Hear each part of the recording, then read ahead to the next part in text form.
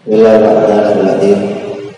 Assalamualaikum warahmatullahi wabarakatuh. Al-Fatihah ila ruhi sayyidina wa habibina wa syafi'ina Rasulillah Sayyidina Muhammad bin Abdullah sallallahu alaihi wa alihi wa sahbihi wa sallam. Inna Allah ya'ala rijati bil jannah wa al-jannah وأنواره وعلمه من الطاعته وبركاته في الدين والدنيا والآخرة ويجعلنا من حزبه ويرزقنا محبته ويتوفانا على ملته ويحفرنا في زمرته بالعافية وسلامة لهم الفاتحة. أعوذ بالله من الشيطان الرجيم. بسم الله الرحمن الرحيم. الحمد لله رب العالمين الرحمن الرحيم مالك يوم الدين. إياك نعبد وإياك نستعين اهدنا الصراط المستقيم صراط الذين أنعمت عليهم غير المغضوب عليهم ولا الضالين آمين. بسم الله الرحمن الرحيم. نويت تعلما وتعليما وتذكرا والتذكيرا والنفعا والانتفاعا والإفادة والاستفادة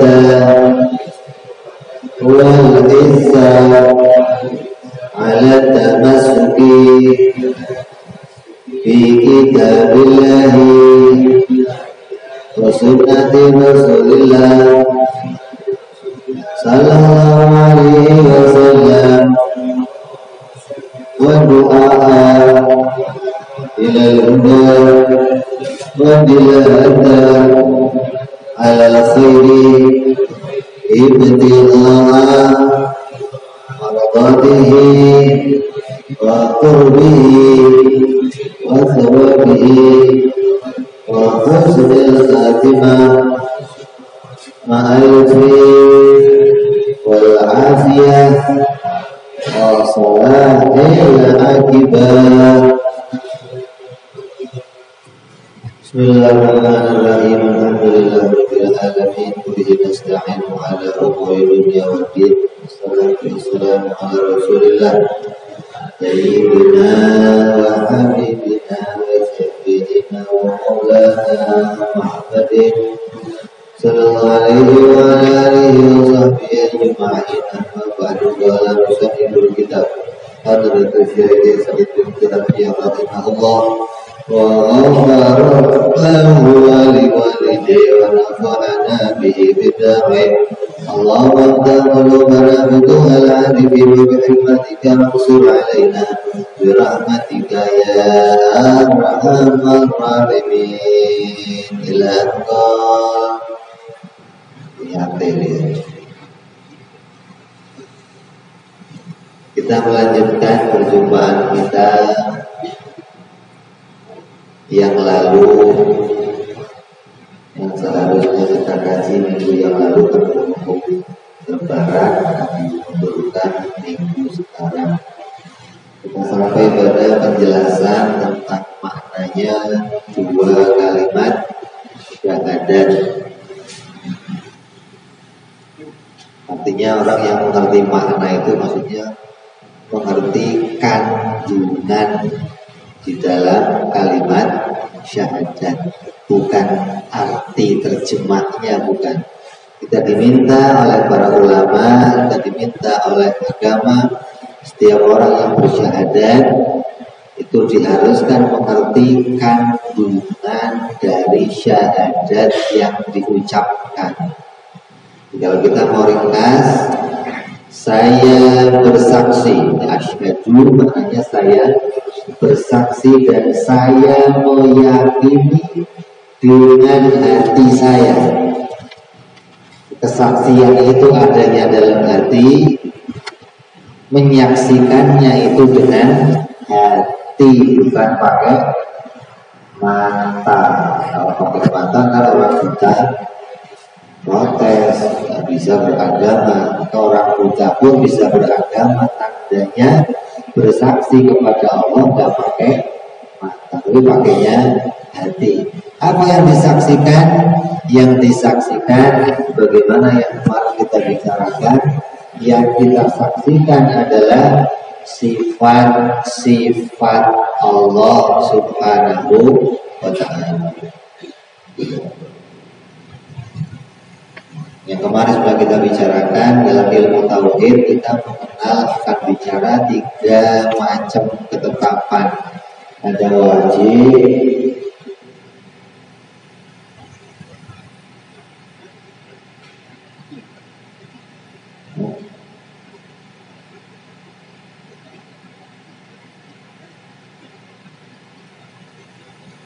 menetapkan yang wajib, yang mustahil, dan yang jaiz.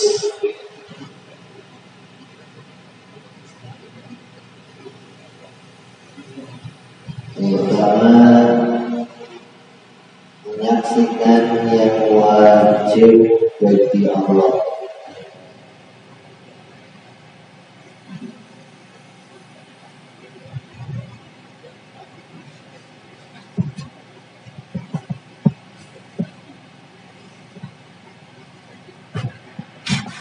Yang kedua, menyaksikan yang mustahil.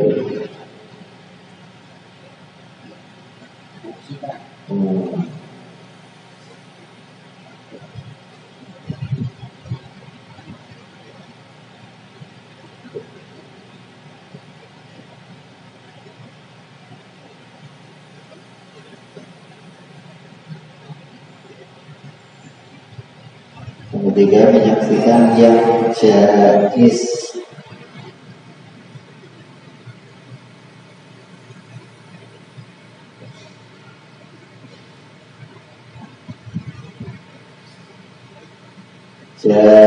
Jaiz, bukan zaiz, jaiz bagi Allah.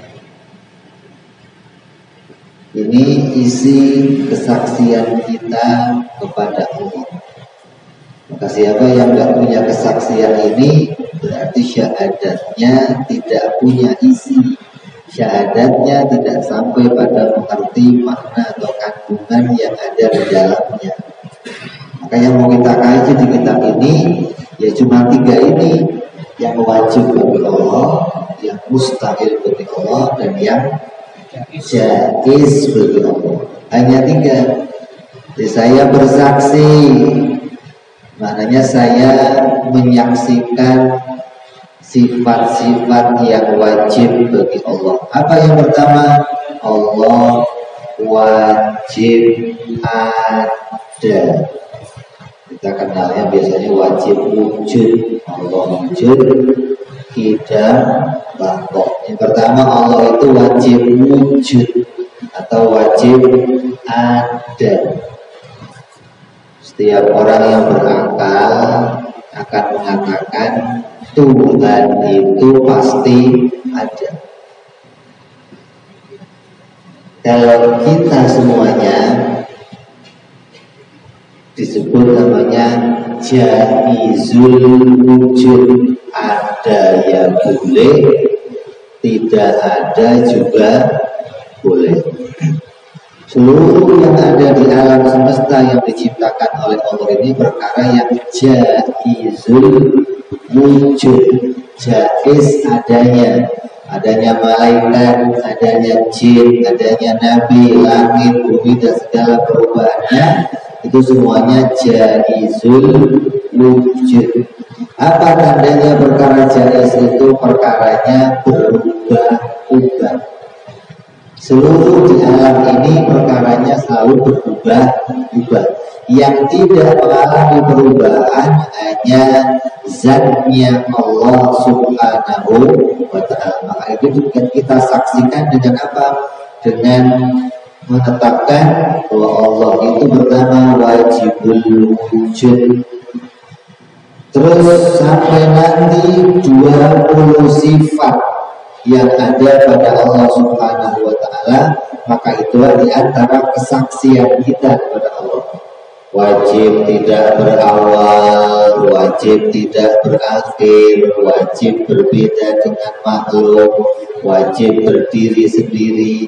Sampai nanti akan kita bicarakan jumlahnya 20. Anak-anak kita itu sejak kecil jangan sampai nggak ngerti wujud idam bako. Kenapa? Itulah kesaksian kita kepada Allah. Menyaksikan Allah itu bukan menyaksikan langit bumi. Di Quran dikatakan apa? Inna fi khalqis samawati wal ardi wa ikhtilafil laili wan nahari la ayatin li ulil albab. Punya penciptaan langit dan bumi, perubahan siang dan malam, itu adalah tanda yang Allah ciptakan bagi orang-orang yang berakal, yang mau berpikir. Berarti alam ini jadi alat kita untuk berpikir, memutuskan sesuatu. Apa keputusannya? Keputusannya yang 20 tadi.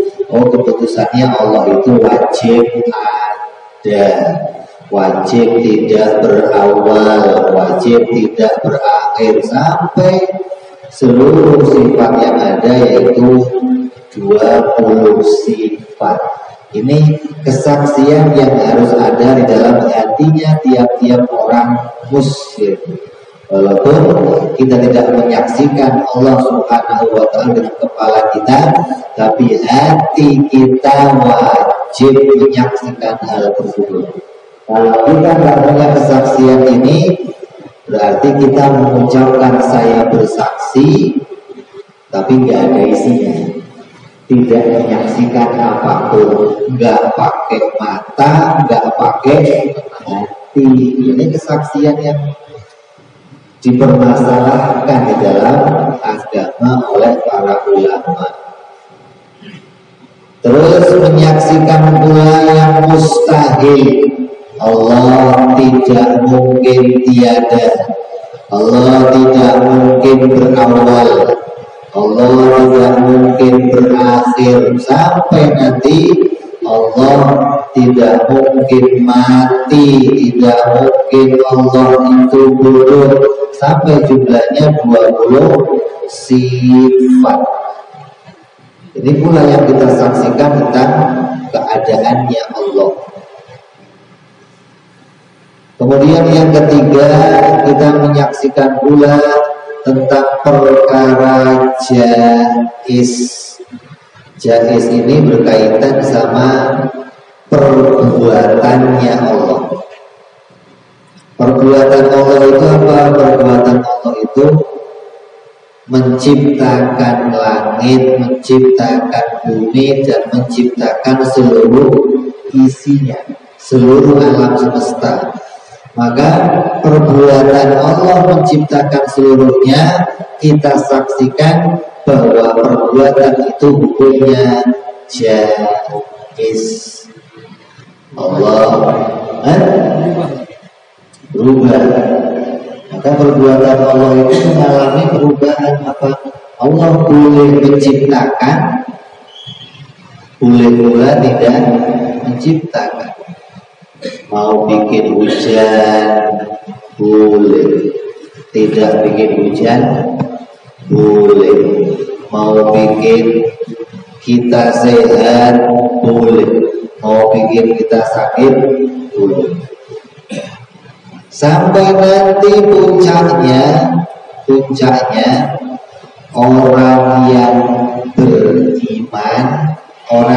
beriman boleh saja dimasukkan neraka.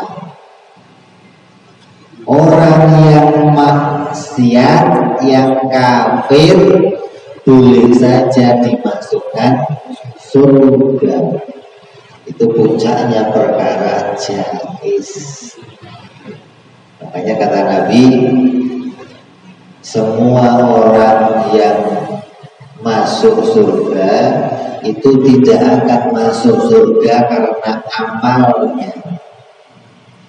Karena memasukkan surga itu perkara jais bagi Allah.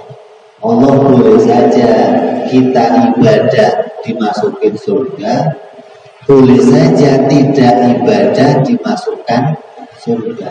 Siapa yang tidak ibadah tapi masuk surga? Siapa contohnya? Enggak ibadah tapi masuk surga. Siapa contohnya? Anak kecil yang belum melakukan ibadah, dia mati dimasukkan surga. Walaupun anaknya orang kafir, walaupun anaknya orang yang tidak beriman, maka ketika dia mati belum balik, maka dia dimasukkan surga. Tandanya Allah bebas memasukkan surga siapa saja yang dikehendaki oleh Allah. Ini pemahaman Ahlus Sunnah wal Jamaah. Beda sama pahamnya orang Mu'tazilah, orang Wahabi yang mengatakan orang yang sudah ibadah wajib dimasukkan surga. Kata mereka wajib, Allah itu harus memasukkan mereka ke dalam surga. Makanya mereka kalau ibadah, setelah ibadah menganggap dirinya tenang, pasti masuk surga. Kalau sudah pergi haji menganggap dirinya pasti masuk surga. Kalau sudah zakat pasti masuk surga. Kenapa? Keyakinan ini bukan keyakinan Ahlus Sunnah wal Jamaah. Ini keyakinan yang salah. Kita tidak boleh punya keyakinan meyakini Allah itu harus memasukkan orang yang ibadah ke dalam surga. Kalaupun kita dimasukkan surga oleh Allah, itu karena anugerah Allah, karunia Allah, rahmatnya Allah. Seperti bunyi kemerdekaan Undang-Undang Indonesia ya. Dengan rahmat Allah kita dimerdekakan dengan rahmat Allah. Padahal berjuangnya berapa tahun? 350 tahun berjuang. Ketika merdeka kita ngakui perjuangan ini, kemerdekaan ini atas rahmat, bukan atas perjuangan kita. Itu imannya Ahlus Sunnah begitu. Kita ahli ibadah, ahli sujud, ahli haji, ahli segala macam aktivitas. Ketika masuk surga, maka kita ngakui ya Allah, saya masuk surga karena rahmat-Mu. Ada seseorang yang ditanya oleh Allah ketika akan dimasukkan surga, dia tidak pernah berbuat maksiat sekalipun. Hidupnya hanya taat kepada Allah. Ketika dimasukkan surga oleh Allah, masuk surga karena rahmat-Ku, dia nggak tahu. Kata dia, ya Allah, saya ibadah ribuan tahun untuk Engkau, kenapa saya masuk surga? Bukan karena ibadah saya. Saya mau ya Allah, saya masuk surga karena ibadah saya. Apa kata Allah? Oke. Malaikat dipanggil, malaikat hitung berapa ibadah yang sudah dia kerjakan. Tadi itu oleh malaikat, ibadahnya sekian tahun ya Allah tanpa pernah melakukan maksiat. Oke, masukkan dia ke surga sekian ribu tahun sesuai ibadahnya. Habis itu keluar. Maka keluar, kan ibadah kamu cuma sekian tahun. Ibadah kita yang sekian tahun itu mau kita atur masuk surga yang selama-lamanya, itu gak sebanding. Saya mau tanya, kalau macul, tahu nyangkul sehari nyangkul di empang, itu bersihin empang, berapa biayanya? 200. Ya, itu orang yang nguras empang itu ada di sini, ada suka ngelumpur gitu kan ya, angkatin lumpur sehari berapa biayanya? Ongkosnya berapa? 200 Ya 200 lah. Capek. Dari pagi sampai Jumat. Saya mau tanya, sama sholat kamu yang cuma 2 menit, sholatnya pakai kulhu sama ina atau ina, cepet mana kira-kira? Capek mana?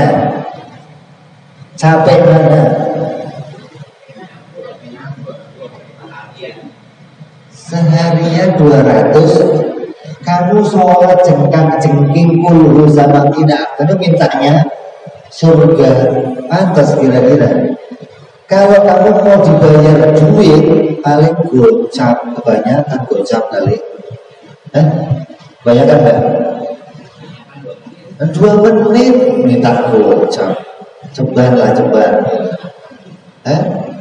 Jadi boleh mikir, kamu pergi haji cuma lari-lari, lempar-lempar minta surga, boleh mikir.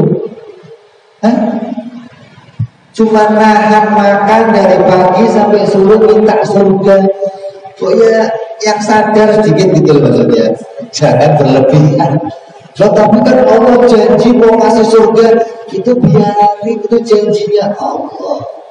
Allah bebas mau kasih hadiah apa saja, bebas. Namanya anugerahnya Allah, karunia-Nya Allah, kebebasan bagi Allah. Namanya perkara jaiz.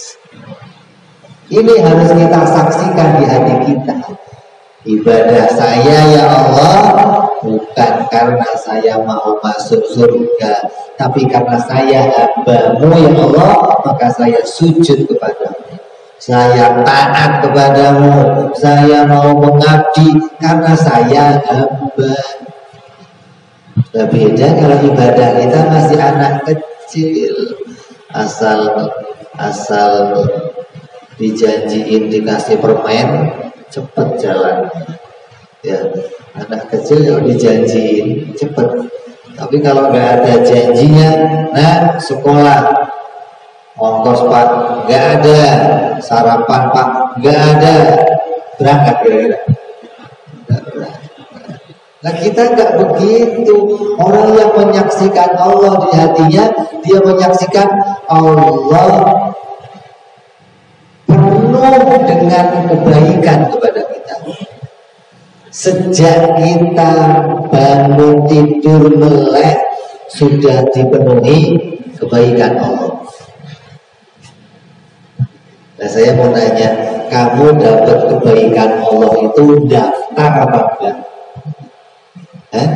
Dulu mau muncul ke dunia ada pendaftarannya, bayarnya berapa? Artinya betapa baiknya Allah kepada kita. Allah memilih kita menjadi hamba-Nya dan menjadikan kita orang muslim. Itu karunia terbesar untuk kita. Orang lain dijadikan kafir, orang lain maksiat di luar sana. Kita dipilih Allah jadi orang muslim. Kumpul di masjid ini bisa ibadah kepada Allah, karunia dari Allah. Itu perkara apa? Jaiz. Ini kesaksian kita. Maka ketika kita bersyahadat, aku bersaksi dan aku meyakini bahwa Allah itu wajib ada, wajib tidak berawal, wajib tidak berakhir. Nanti akan kita bahas. Ini hanya sekelumit kita berikan gambaran bahwa itu kesaksian kita, bahwa Allah itu mustahil tiada, mustahil berawal, mustahil berakhir. bahwa Allah itu yang menciptakan 7 langit dan 7 bumi dan seluruh isinya ini Allah yang bikin. Gak ada yang makhluk ikut andil membikin isinya alam, gak ada. Semua isinya alam wajib kita imani diciptakan oleh Allah. Tidak ada pembagian, kalau langit yang bikin Allah, kalau meja yang bikin. Berarti langit dituhani oleh Allah, meja dituhani oleh kamu gitu. Ya? Ini makhluknya kita gitu. Kalau langit makhluknya Allah, gak ada di Quran bunyi begitu, gak ada. Inna fi khalqis samawati wal ardi. Langit bumi itu termasuk seluruh isinya. Isinya termasuk apa? Ya termasuk diri kita, termasuk segala pergerakan kita, termasuk diamnya kita, geraknya kita, itu diciptakan oleh Allah atas pertolongan Allah. Ini kesaksian kita yang pertama kepada Allah Subhanahu wa Ta'ala. Jadi setiap kali kita syahadat dalam salat, asyhadu an la ilaha illallah, maka kita mengingat yang wajib bagi Allah, yang mustahil bagi Allah, dan yang jaiz bagi Allah. Itu kesaksiannya. Hanya itu kamu simpen di hati kamu, kesaksian kamu sudah menjadi kesaksian yang dibenarkan oleh ulama dunia sampai akhir. Mudah-mudahan kita semua punya kesaksian ini sampai nanti hari kematian kita, hingga syahadat kita menjadi syahadat yang membawa kita husnul khatimah insyaallah. Nah kalau syahadatnya asal bunyi gimana, Bib? Kata ulama, bio. Syahadat apa? Syahadat bio. Bio itu yang lain bunyi dia ikut bunyi tanpa ngerti maksudnya. Maka jangan demikian. Harus syahadatnya disertai dengan mengerti kandungannya, mengerti makna yang ada di dalamnya. Terus yang kedua, dan saya bersaksi juga meyakini bahwa Nabi Muhammad Sallallahu Alaihi Wasallam utusan Allah. Apa yang kita saksikan? Pernah lihat Nabi? Pernah ketemu? Ya? Yang sudah ketemu, yang sudah jumpa sama Nabi, mengingkari dia Nabi juga banyak. Abu Jahal, Abu Lahab, gimana mengingkar? Ketemu apa enggak? Bukan ketemu, gendong malah. Kenapa kok nggak bisa menyaksikan ini Rasulullah? Apa yang kita saksikan apa?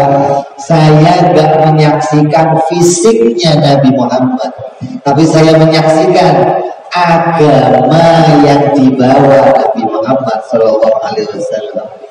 Agama yang dibawa, yang sampai kepada kita, yang dimiliki, dipeluk oleh orang di dunia ini. Saya bersaksi pembawanya pasti punya sifat wajib, mustahil, jaiz.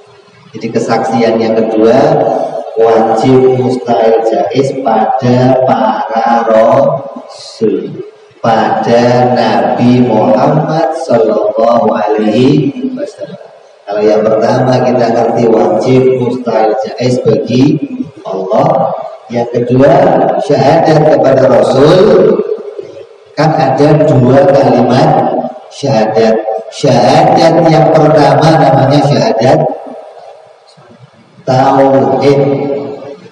Syahadat yang kedua namanya syahadat Rasul. menyaksikan Allah, mentauhidkan Allah, dan menyaksikan kerasulan Nabi Muhammad Sallallahu Alaihi Wasallam. Apa yang kita saksikan? Saya menyaksikan Al-Quran, saya menyaksikan agama, perintah-perintah Allah yang sampai kepada saya ini, saya saksikan pembawanya pasti betul-betul utusan Allah. Apa yang wajib pada para nabi? Yang pertama, pasti pembawanya bersifat siddiq, tabligh, amanah, dan fatonah. Ini kesaksian kita kepada Nabi. Anak-anak kecil kita sudah diajarkan ini. Kalau sampai mereka nggak ngerti ini, kita membodohi mereka berarti. Kita tidak memberikan kesaksian yang benar kepada mereka. Maka ajarkan ini sejak kecil untuk anak-anak kita agar mereka punya kesaksian bahwa saya walaupun gak jumpa dengan mata saya pada Nabi Muhammad, tapi saya menyaksikan dia betul-betul utusan Allah. Dengan apa? Nanti kita buktikan ada yang namanya mukjizat, tanda kenabian dari Allah, tanda kerasulan dari Allah. Kita mengakui semua nabi yang diutus oleh Allah. Nabi Musa, Nabi Isa, Nabi Dawud, Nabi Sulaiman, walaupun itu nabi-nabi untuk Bani Israel, tapi kita mengakui mereka nabi. Kenapa mereka nabi? Karena mereka punya mukjizat. Setiap yang punya mukjizat pasti utusan Allah. Saya nggak melihat itu nabinya untuk siapa, diutus kemana. Yang penting asal punya mukjizat pasti utusan Allah. Maka saya juga menyaksikan Nabi Muhammad betul-betul utusan Allah. Dengan apa? Sebuah mukjizat. Pemilik mukjizat pasti utusan Allah. Allah tidak akan meletakkan mukjizat kepada selain utusannya, tidak ada.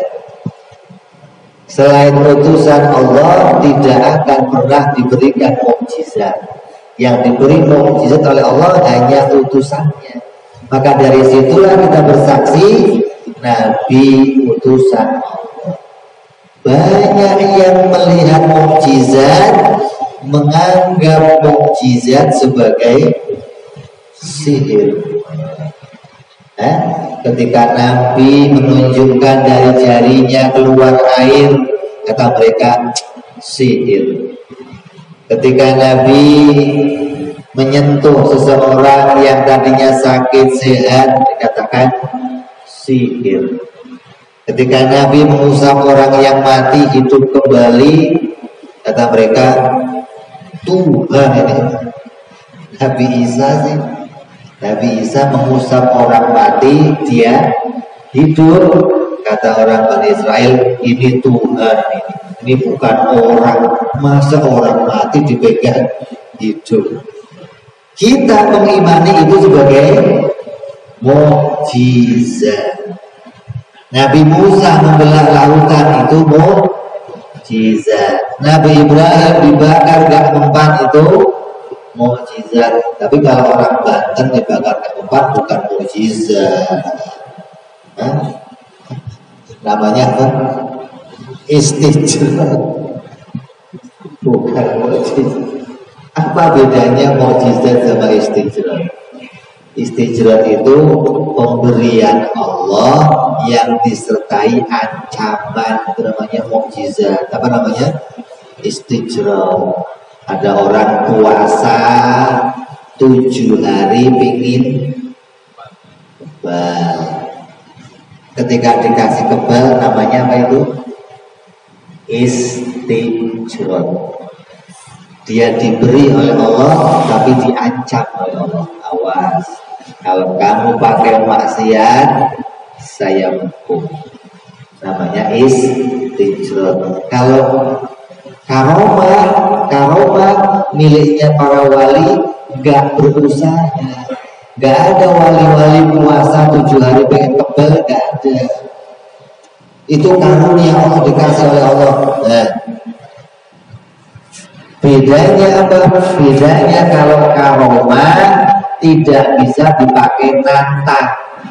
Kalau mukjizat bisa dipakai nantang musuh. Siapa yang mau membuktikan saya utusan Allah? Silakan, minta bukti apa? Saya tunjukkan. Itu mukjizat. Kalau karomah wali nggak bisa. Saya walinya Allah, akan saya buktikan. Nggak ada wali begitu, nggak ada. Wali edan begitu. Wali itu menyembunyikan karomahnya. Malu kalau karomahnya dilihat orang, itu wali. Sama seorang wanita yang sedang haid. Wanita yang haid itu malu kalau dirinya diketahui orang. Itu wali. Gak akan ada wali pamer karomah, gak ada. Karomah itu disembunyikan oleh wali-walinya Allah. Nah kalau mukjizat harus ditampilkan. Kenapa? Karena ini bukti kerasulan. Setiap orang harus bersaksi ini utusan Allah. Maka setiap nabi selalu menampilkan mukjizat.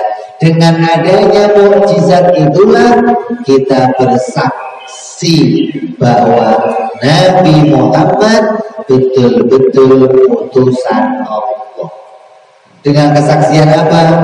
Dia wajib sidik, wajib amanah, wajib tabligh, dan wajib fatona.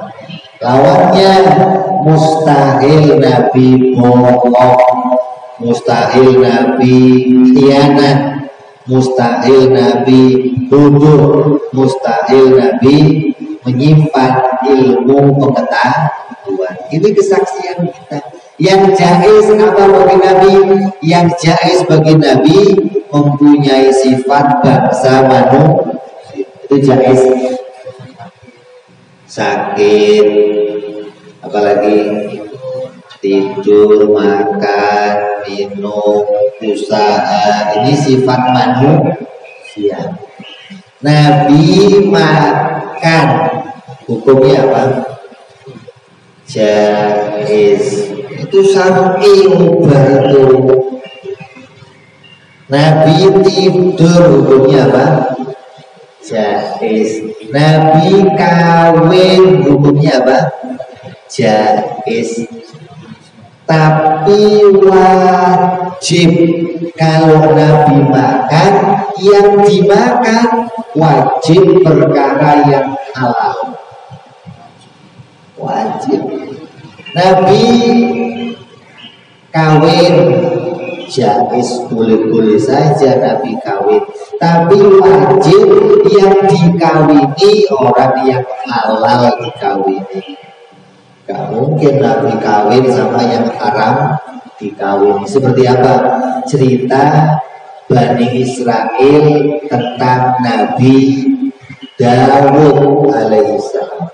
Coba baca di Quran cerita Nabi Dawud. Kalau di internet kamu buka, adanya nggak ada Dawud, nggak ada, adanya David, King David. Apa cerita Bani Israel tentang Nabi Dawud? Nabi Dawud menyukai istrinya orang. Ada Nabi suka. Karena Nabi pelakor. Mana ada Nabi begitu?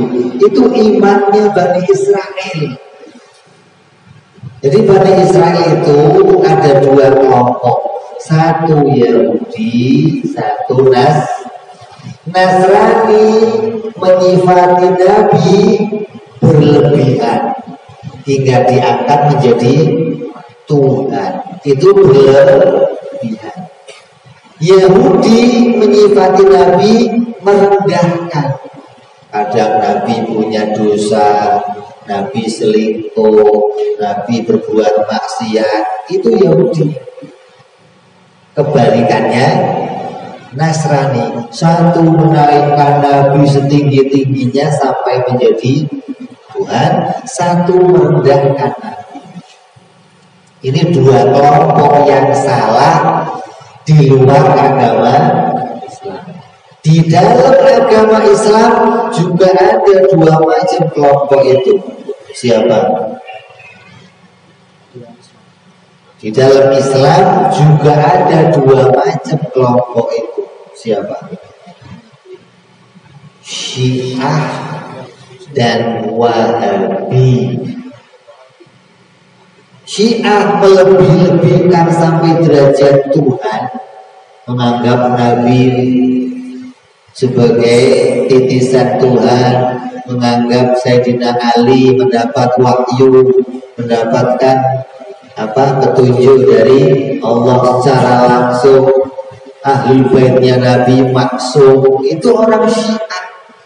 Mereka melebih-lebihkan keluarga Nabi hingga derajat ketuhanan. Mereka melebihkan orang biasa sampai menjadi derajat Nabi. Orang Syiah, hati-hati kita. Satunya lagi Wahabi. Apa kata mereka? Nabi Muhammad sama kayak kita, basyarun mithlukum. Nabi itu manusia kayak kita. Bedanya apa? Dia pembawa surat. Setelah suratnya dibawa, dia pulang, selesai urusannya. Bahkan kata pemimpin mereka, Syekh Utsaimin, bin Bas dan yang lain-lain mengatakan apa? Tongkatku lebih bermanfaat dari jenazahnya Muhammad. Tongkatku masih bisa menopang hidupku. Tongkatku bisa memukul sesuatu. Apa faedahnya Muhammad di dalam kuburnya? Gak ada keuntungannya. Mereka merendahkan Nabi semacam itu. Maka mereka dua kelompok ini, yang satu melebihkan, yang satu mereka nggak ngerti perkara jaiz bagi Nabi Sallallahu Alaihi Wasallam. Jadi orang yang nggak ngerti wajib, mustahil, jaiz bagi Nabi, kamu nggak ngerti ini, kamu bisa jadi dua kelompok ini, Syiah atau Wahabi. Ya, maka kita penting ngaji wajib, mustahil, jaiz. Jadi isi kajian kita seluruhnya nanti hanya akan bahas tiga perkara: wajib, mustahil, jaiz. Baik tiga ini bagi Allah atau tiga ini bagi para rasul seluruhnya, sejak Nabi Adam alaihissalam sampai baginda kita Nabi Muhammad Sallallahu Alaihi Wasallam. Kalau kita tahu tiga ini bagi Allah dan bagi Rasul, maka sempurna syahadat kita kepada Allah dan syahadat kita kepada Rasul.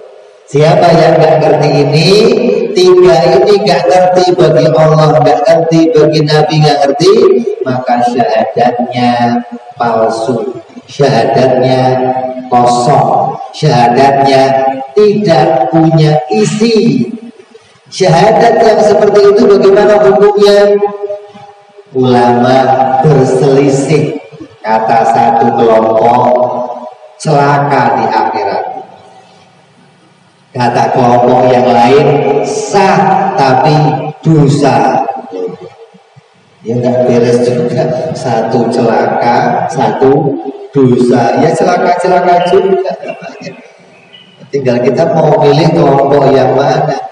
Kecuali akal kita nggak sanggup mikir, kecuali akal kita lemot, kecuali akal kita telmi. Boleh kamu tidak berpikir masalah ini, boleh kamu nggak ngerti wajib, mustahil, jaiz, tapi selagi akal kamu normal. Apa ukurannya akal normal? Coba saya tanya, gocap tambah gocap kurangi gocap berapa? Ngerti nanti pinter begitu nggak mau ngaji. Kalau gocap tambah gocap, itu atas orang itu duit nggak pakai kalkulator nggak mau ngaji, bagaimana sih? Jadi orang yang pikirannya cerdas kalau nggak ngaji diancam. Kata ulama, satu mengatakan celaka, satu mengatakan dosa. Ini yang mau kita antisipasi, jangan sampai kita masuk kelompoknya orang celaka atau kelompoknya orang yang berdosa. Sesuai perintahnya Allah, fa'lam annahu la ilaha illallah. Ketahuilah bahwa sesungguhnya tidak ada yang wajib disembah dengan benar hanya Allah. Maknanya apa? Kita diperintah tahu Allah itu betul-betul Tuhan, bukan cuma ikut-ikutan mengakui Nabi atau mengakui Allah sebagai Tuhan, bukan, tapi betul-betul punya kesaksian tentang ketuhanan. Kenapa orang banyak meninggalkan ngaji tauhid? Karena menganggap dirinya sudah jadi orang Islam. Dari mana? Keturunan. Kamu Islamnya dari mana? Keturunan. Bapak saya Islam, saya pasti orang Islam. Dan saya tanya, kalau kita udah jadi orang Islam, apa kita nggak punya kewajiban mengenal Allah? Justru kita punya kewajiban. Kalau orang kafir, kewajibannya dua. Apa? Masuk Islam dan kenal Allah. Dua kewajiban. Lah kita kewajibannya satu, apa? Kenal Allah. Wong saya kan sudah di dalam Islam, maka nggak usah masuk lagi dalam agama Islam. Nah, wajibnya apa? Kenal Allah dan kenal Rasulullah. Kenal yang wajib mustahil jaiz bagi Allah dan kenal wajib mustahil jaiz bagi para Rasul. Ini kesaksian kita yang singkat tentang Allah Subhanahu wa Ta'ala dan tentang Rasul Nabi kita Muhammad Sallallahu Alaihi Wasallam. Ini singkat tentang kesaksian ini. Nanti panjang lebarnya semua yang wajib mustahil jaiz akan kita bicarakan setelah kajian-kajian berikutnya. Karena setelah ini kita akan bicara apa itu wajib, apa itu mustahil, dan apa itu jaiz. Habis ini mau bicara ini, menerangkan tentang hukum. Kamu gak usah khawatir ngaji sama saya jadi SH besok, sarjana hukum. Kamu tanya yang sekolah sarjana hukum, kamu tanya hukum itu apa definisinya? Kalau nggak muter. Kamu nggak ngaji sarjana hukum, tapi kamu akan ngerti hukum insya Allah. Ini kajian kita yang akan datang. Hari ini kita ngaji. Kita sekarang punya pengetahuan bahwa yang saya saksikan tentang Allah dan yang saya saksikan tentang Rasul hanya 3 perkara ini. Kalau 3 perkara ini nggak kita saksikan, berarti kamu tidak menyaksikan apa-apa dalam syahadat kamu.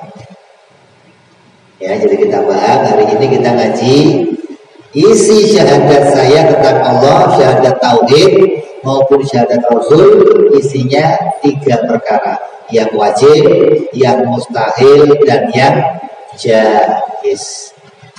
Sampai sini barangkali ada pertanyaan, silakan.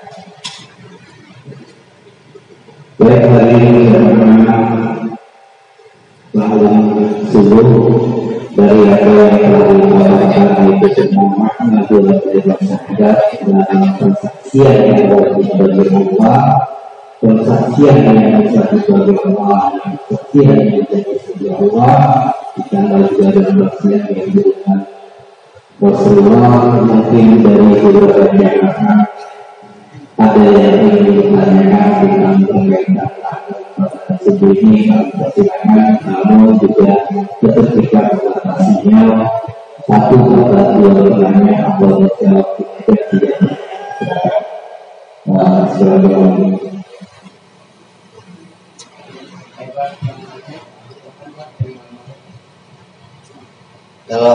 Kalau pinter-pinter mah nggak nanya. Saya yakin mah pinter-pinter. Jadi ada seperti tapi kadang kita ada yang kita menanyakan cuma bingung ngomong. Ditulis, kumpulin, saya jawab nanti. Ya, kayak si itu yang di TV itu. Kadang malu nanya, tulis, ya, kumpulin panitia, dikit aja. Artinya yang berkaitan sama apa pembahasan kita maupun yang tidak berkaitan. Artinya pembahasan kemarin ada yang nggak jelas, yang kemarin kita masih boleh bertanyakan agar jadi pemahaman untuk kita. Jangan sampai nanti ngaji tapi nggak paham. Dapat pahala sih dapat, ya. Mau ngaji itu tidur aja dapat pahala. Makanya dulu saya ngaji di Sunda. Kalau ngaji asal tidur sama gurunya dilempar rokok. Merokok. Di ngaji sambil merokok. Kenapa? Mendingan rokok dapat ilmu, nggak rokok tidur. Gimana?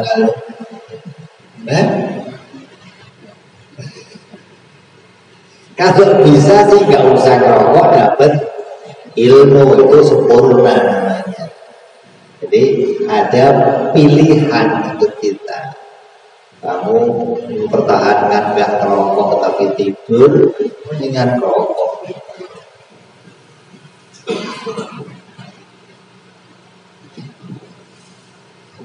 Mungkin yang menanya saya mewakili.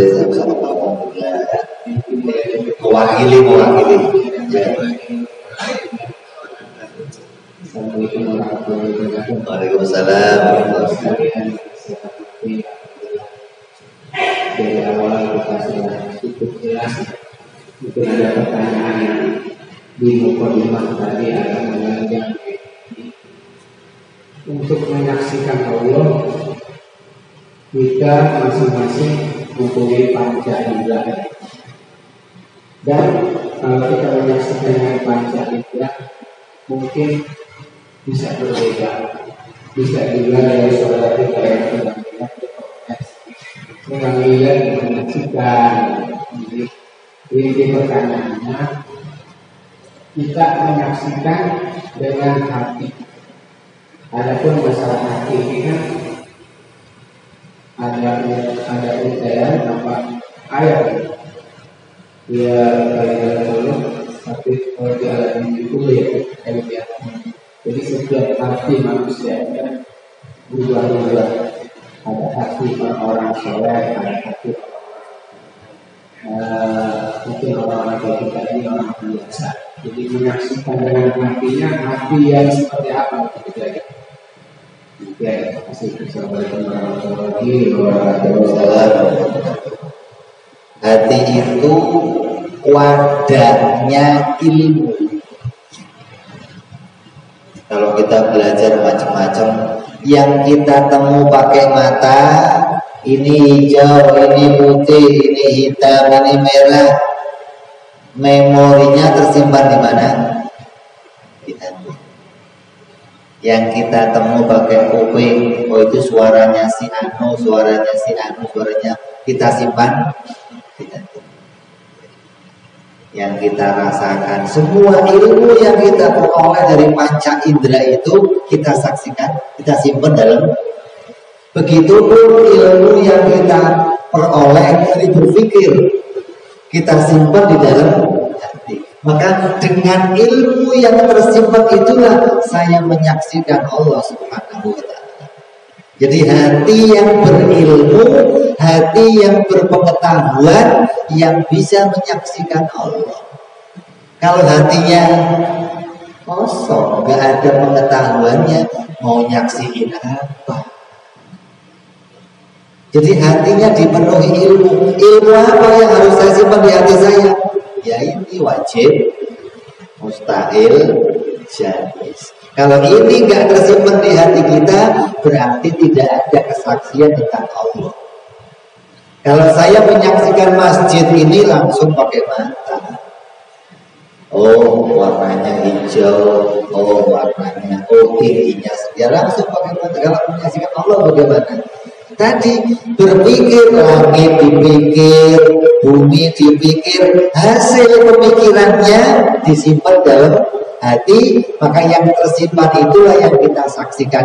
Allah wajib ada, mustahil tiada, wajib tidak berawal, mustahil berawal, wajib berbeda, mustahil sama.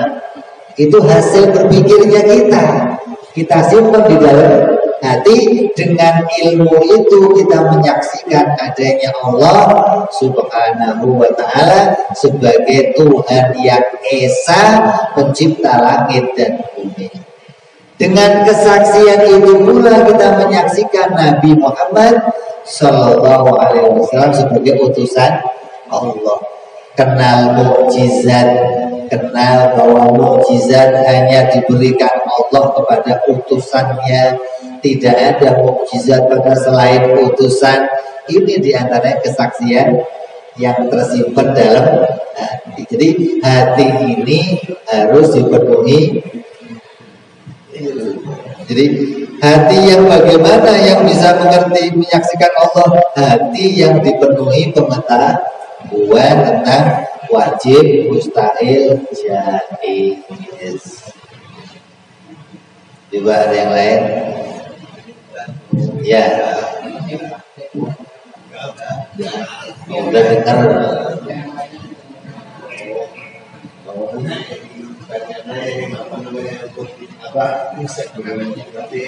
Kesimpulan dari sifat Allah itu berarti Allah itu tidak ada semaunya sendiri. Iya. Yang dikatakan Allah itu semaunya sendiri.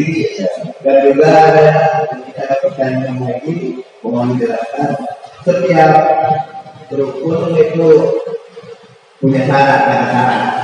Kalau itu syaratnya, misalnya rukun Islam kan ada syaratnya. Ada syaratnya nggak rukun Islam? Ada. Iya. Oke, itu saya belum menjelaskan syaratnya Islam. Terima kasih. Jadi ada rukun Islam. Ya. Kalau ada rukun biasanya ada syarat, karena gandengan syarat dan rukun. Artinya syaratnya jadi orang Islam apa? Balik. Syarat loh, kalau belum balik gimana? Jadi orang Islam terus apalagi? Ini syaratnya harus dipenuhi. Terus mengucapkan 2 kalimat syahadat sampai nanti terpenuhi seluruhnya. Kalau dia telah memenuhi syarat, maka bisa mengerjakan rukunnya. Kalau belum balik, syahadat gimana? Enggak dihitung.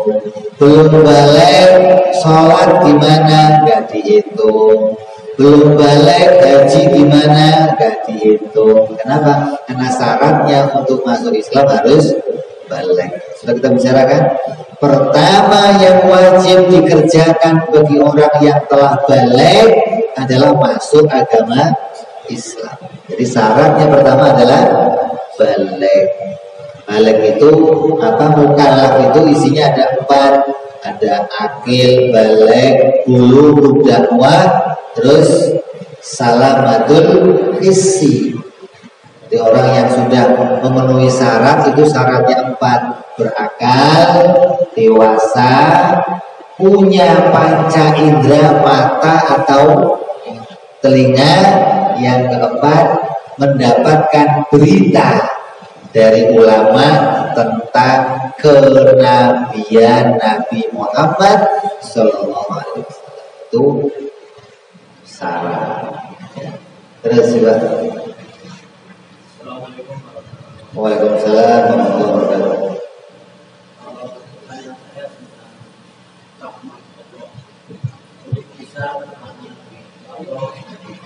Kemuliaan rahmat Allah terhadap kita. Yang menjadi pertanyaan saya adalah ketika saya itu bahkan ibadah saya itu bisa hanya tahu bahwa ibadah ini bagian dari rahmat Allah. Itu bagaimana kita menyikapi bahwa suatu kebaikan kita bisa bertanya, saya ibadah ini mendapatkan rahmat Allah atau tidak? Itu saja. Terima kasih. Assalamualaikum warahmatullahi wabarakatuh. Intinya kita pengen tahu apa perbedaannya ibadah yang dirahmati dan ibadah yang istijron, ibadah yang membawa kecelakaan. Ibadah yang dirahmati itu ibadah yang dikerjakan betul-betul atas perintahnya Allah. Kita ibadah ngaji karena perintah Allah.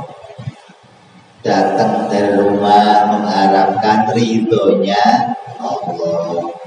Ingin mendapatkan apa? Bisa pergi haji, tujuannya apa? Pengen dapat ridhonya Allah. Kamu kok puasa kenapa? Pengen dapat ridhonya Allah. Maka semua ibadah yang kita kerjakan karena mengharap ridhonya Allah, ini ibadah yang atas rahmatnya Allah. Tapi ibadah yang dibarengi dengan tujuan selain Allah, contohnya apa? Duha pengen laris tempat potongnya namanya. Ya. Tapi dapatnya hanya laris, nggak dapat ridhonya Allah. Boleh nggak Pak? Saya puasa pengen naik pangkat, boleh nggak? Boleh. Tapi yang dapatnya itu doang, nggak dapat yang lain. Kata Nabi apa?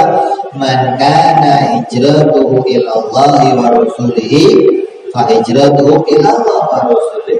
Man kana hijratuhu ila dunia fa hijratuhu.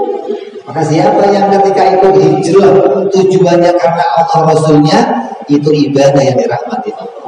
Tapi ketika mereka hijrah karena di sana ada cewek cantik, di sana ada kerjaan yang lebih maju, di sana ya dapatnya itu, nggak mendapatkan yang lain. Jadi kalau kita pengen tahu ibadah saya termasuk ibadah yang dirahmati atau enggak, kembalikan ibadah kita bersih atau tidak karena Allah, atau diselingi yang lainnya. Kalau ada selingannya, bersihin, nanti akan jadi ibadah yang dirahmati oleh Allah. Jangan campur ibadah kita sama yang macam-macam.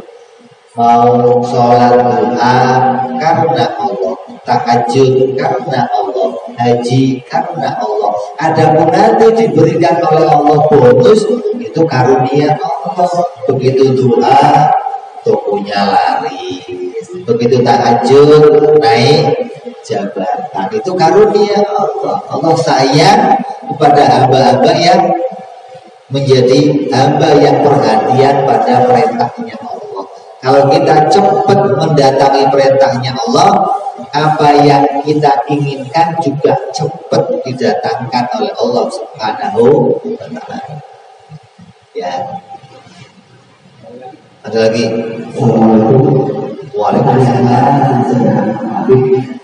Tadi Pak Abu menyinggung masalah zakat. Terus kita adalah Islam itu otomatis kalau kita sudah dilakukan harus melakukan kewajiban-kewajiban. Kira-kira seperti itu. Tapi kenapa harus menunggu akibat? Apakah ini akibat sistem atau akibat budaya? Itu ada. Terima kasih. Assalamualaikum warahmatullahi wabarakatuh. Assalamualaikum warahmatullahi wabarakatuh. Ini sistem apa budaya? Ini sistem. Kalau kata kita dalam agama namanya syarat rukun gitu loh. Kenapa setelah saya jadi orang Islam, bapak saya Islam, saya jadi Islam sejak bayi, kok saya dihitung dapat pahalanya mulai usia 15 tahun. Sebelum 15 tahun nggak ada nilai pahala untuk saya. Hadisnya Nabi, rufi'al qalam, diangkat pena catatan amal dalam 3 hal. Kita itu kalau ngapa-ngapain dicatat oleh Allah amalnya. Nah, amal itu diangkat penanya dalam 3 hal. Yang pertama, anak yang baru lahir sampai balik. Diangkat, enggak dicatat mau minum arak, mau zina, mau narkoba, mau judi, enggak dicatat dosanya. Kenapa? Belum terkena perintah apa-apa, bebas hukum. Terus orang yang tidur sampai dia bangun. Kamu tidur jam 3 malam habis nonton bola, bangun habis maghrib, dosa enggak? Kenapa? Diangkat pena. Karena kamu tidur, jangan lirik jam itu lagi, gimana? Dosa kalau itu. Betul-betul tidur, ya dosa. Asal bangun nanti di qadha. Subuhnya qadhaan, duhurnya qadhaan. Yang ketiga, orang yang gila sampai sadar, maka diangkat catatannya, nggak ditulis dosanya. Orang gila itu mau ngapain aja bebas. Kalau pengen bebas jadi orang gila. Jadi kenapa kok usia 15 tahun? Karena itu sistem yang Allah tetapkan, catatan yang Allah tetapkan bagi kita manusia akan diperintah untuk mendapat pahala setelah usia 15 tahun. Beda sama jin. Kalau jin mulai kapan? Mulai diciptakan, mulai lahir. Begitu dilahirkan jebrol, langsung diperintah sholat, diperintah ibadah, diperintah haji, diperintah taat sejak mereka lahir. Ini bedanya kita sama bangsa jin. Kenapa? Karena kita ketika lahir tidak punya ilmu, tidak punya pengetahuan. Maka Allah tuntut kita untuk punya pengetahuan. Maka yang wajib siapa? Orang tuanya. Wajib nyuruh sholat usia 7 tahun sampai usia 10 tahun. Wajib ngajari agama. Yang wajib siapa? Orang tuanya. Kalau nggak diajarin gimana? Dosa. Yang dosa siapa? Orang tuanya, bukan anaknya. Jadi kitanya punya kewajiban setelah 15 tahun. Tapi kenapa sejak kecil saya disuruh sholat, suruh ngaji? Karena orang tua punya kewajiban mendidik kita. Maka pendidikan itu dilaksanakan oleh orang tuanya kepada kita. Paham? Alhamdulillah. Sudah? Nasi uduk udah siap? Masih dipotong. Kalau sudah kita tutup, kita teruskan yang akan datang insya Allah. Ila hadratin Nabi. Al-Fatihah. Bismillahirrahmanirrahim. Alhamdulillahirabbil alamin arrahmanir rahim maliki yaumiddin. Iyyaka na'budu wa iyyaka nasta'in ihdinas siratal mustaqim. Siratal ladzina an'amta 'alaihim ghairil maghdubi 'alaihim waladdallin. Amin. Ya Rabbana tarabna bi annana tarabna wa annana asrafna 'ala al-asrafna wa tub 'alaina tawbatan taghfir kulli hubban wastur lana awrati wa aminir rawati wa ghfir li walidina Rabbi wa maudina wal ali wal ikhwani wa sairil hillati wa kulli dhi mahabba aw jiratin aw suhba wal muslimina ajma'a bina rabbi asma fadlan wa judan mandan la biktisabi minna bil mustafa rasulina tabi kulli suli salla wa sallam rabbi alaihi andal habbi wa alihi wa sahbihi dada tasi suhbi walhamdulil ilahi bil badi wa tanahi subhana rabbika rabbil izzati amma yasifun wassalamu ala mursalin walhamdulillahi rabbil alamin. Assalamualaikum warahmatullahi wabarakatuh.